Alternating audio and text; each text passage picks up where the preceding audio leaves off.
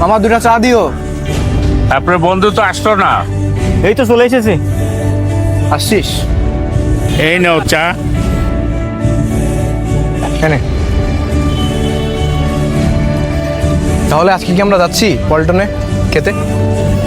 আজকে শিওর যাচ্ছি ভাই, অফিসের সব কাজ শেষ করে এসেছি। মামা কি বানাইছো চাটা, শুধুমাত্র এই চার কারণে আমরা তোমার কাছে আসি জানো। একটা টঙের দোকান থেকে আজকে আমাদের বন্ধুত্বের বয়স 2 মাস। আমাদের ছেলেদের বন্ধুত্বগুলো এমনই জানিস, আর আমি এখন আমার পাড়ার ফুচকালাকে ভাই বলে ডাকি।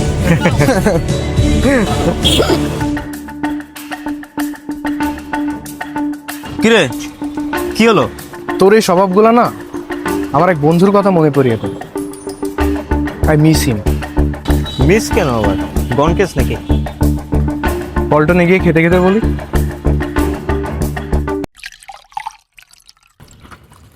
এবার বলতো তোর কেসটা কি?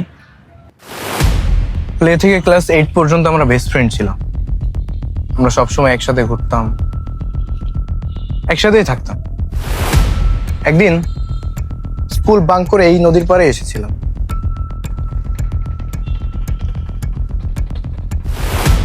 আমরা এসেছিলাম নৌকাবাইজ দেখতে।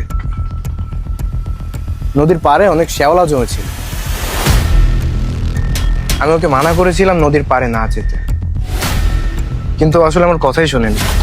তারপর কি হলো জানিস? ওই জমে থাকা শ্যাওলায় ওর পা পিছলে ঠিক মাথাটা গিয়ে লাগলো একটা পিলারের সাথে।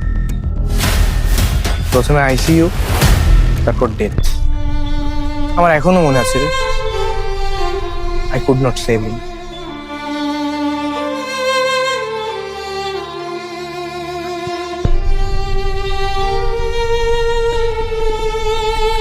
আমার মনে হয় না এখানে তোর কোনো ভুল আছে।